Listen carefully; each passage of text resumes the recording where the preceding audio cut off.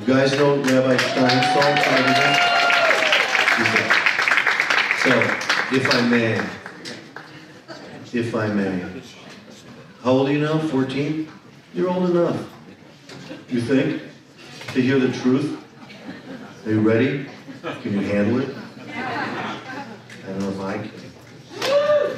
So, you know, this record producer guy that brought me to Simon Jacobson, he gave me this book, 13 Petal Rose, which maybe you read or something. And I always ask, if anyone's read the book, did they finish it? No, did anyone finish reading it? And did anyone understand a lick of it? Maybe not. It had an ambiguous quality, which I loved. I love things for which there's no definite meaning, no definite idea, and put your own thing to it. I became this huge fan of Rabbi Steinsaltz. And from the book, and there's no picture of him, all I knew is he's the greatest mind of the last, million years or whatever they said about him. And so I went to this, I heard in LA he was going to be speaking, and he spoke not at like a frum shul, but he spoke at the JNF, like the Jewish National Fund, where they grow trees in Israel, Zionistic, not religious at all. So on the opening act for this speech was this other rabbi from the valley, San Fernando Valley. Yes, and the rabbi was a professional speaker, and he spoke about, you guys know anything about like religious stuff? I have to gauge the audience. So, I mean, if you don't, then I have to provide context.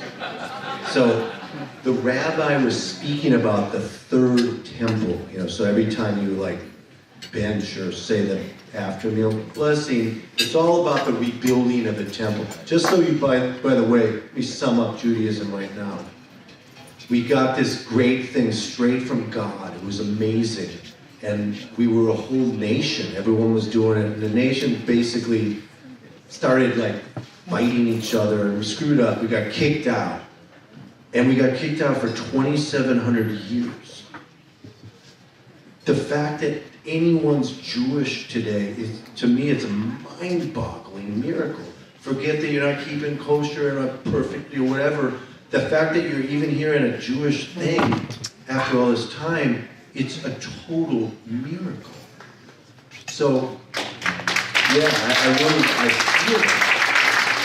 So what we're doing here, basically, as Jewish people, is we're praying, whether you know it or not, or even like the idea or not, we're praying to get back to our original dynasty.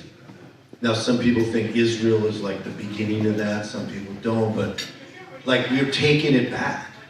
And every prayer is basically about going back and reestablishing this type of sovereignty.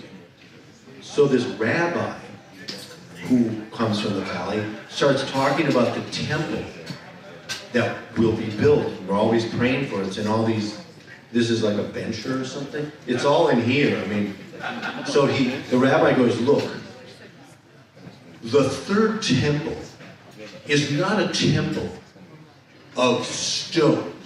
Nay, it's not an edifice, a physical edifice.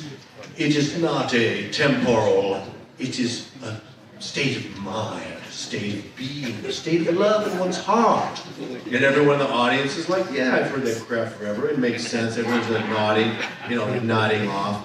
So I'm like, yeah, interesting that he allowed this guy to speak, Steinsaltz. He probably didn't even know. So he comes, this Rabbi Steinsaltz, look at him. The greatest mind in 1,000 years. He's not like, he never studied oratory. His one pant leg was up, like his beard was all like, as he smokes a pipe, it's all red. And he comes, he's got a glint in his eye, and I'd never seen a picture of him. I'm like, I love this guy. Of course he wrote this incredible book. So he comes, and this is where 14 years old you can handle this. I've never seen anything like this. So he's basically chastening this rabbi that had opened for him by talking about this temple that we're praying for as being only an edifice of the mind. So he says, thank you to my strange rabbi that opened, that had courtesy and honor that he should open for my speech. That I wonder though, I found a question about him.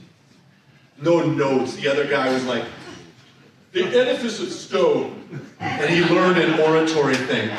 When you look down 30% of the time, and look at someone 70% of the time. And you know these things. He had no notes and forget about it. So I wonder about my rabbi who opened this wonderful occasion. First thing he says, I wonder if he's ever made love to a woman. people were flummoxed, flabbergasted, and totally like, what the? What? And I was like laughing at it. He goes, and furthermore, I wonder if this is the rabbi. And the guy was, I could see him in the wind like, how dare you? Have I ever been like that? I don't know. I was checking. I wasn't in the, it wasn't in the agenda. It wasn't in the syllabus. He says, and furthermore, I wonder if the rabbi feels that platonic love is the highest form of love. Well, then and there, I fell in such love with Rabbi Steinsaltz. But I must add, it's important to add, this was the curious thing and the amazing thing was while he was punching the guy, he was also nurturing and loving, and it was so like weird. He was so, everyone was falling in love with him, even after he castigated one of their treasured, boring people. So I just kept thinking about him for a long time, reading all his stuff. And I happened to be in London about, I don't know, 5 years ago with my wife at the table of this oligarch, which literally the table was as wide as this room and crazy. And I sat next to this guy, Thomas Nissel, who was like, Steinsaltz, don't worry about that. Steinsaltz is like agent or something. So he said, Peter, you love the rabbi, he gives you to see him, if you come to Jerusalem. So he did. And I went with my wife, and it was so cool. He said so many amazing things. He just like freestyled for a long time. And my wife's name is Maria.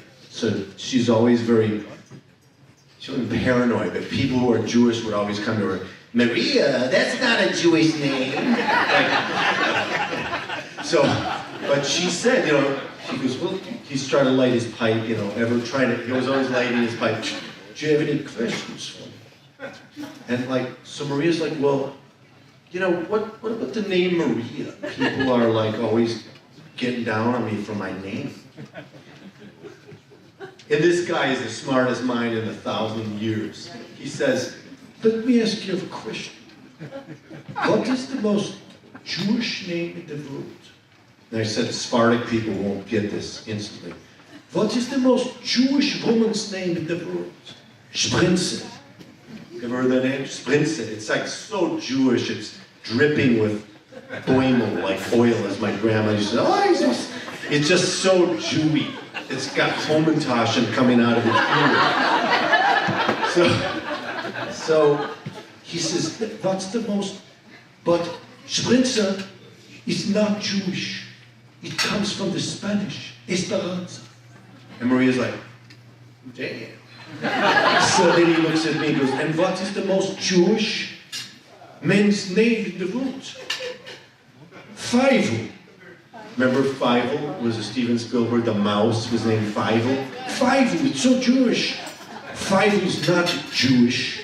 It comes from Flavius, from the Greek.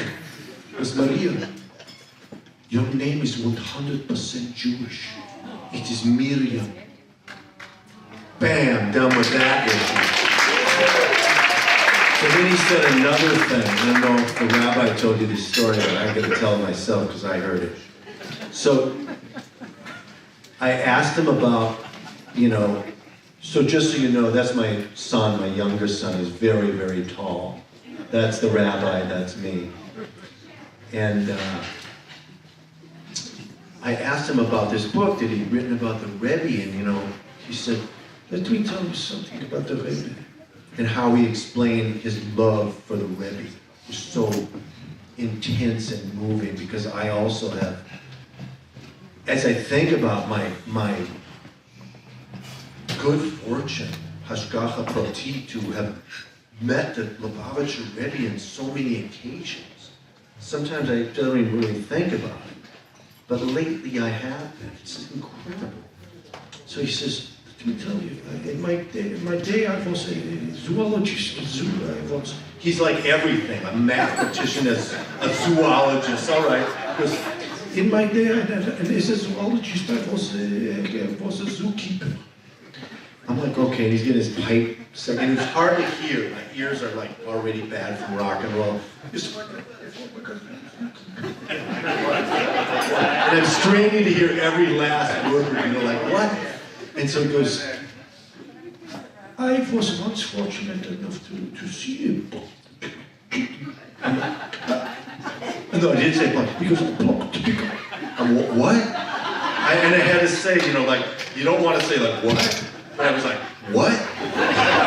He looks at me, okay, I don't want to, like, be rude, but what did you just say? I'm trying to get it in. Pluck pickle. And I'm like, a plucked peacock. He goes, Sick. And I saw this pluck pickle, and it looked like a chicken without any feathers. It was nothing. It was like a chicken. And I found many times in my life that I was fortunate to meet very many people. Politicians, great artists, generals, geniuses, scientists, the Pope.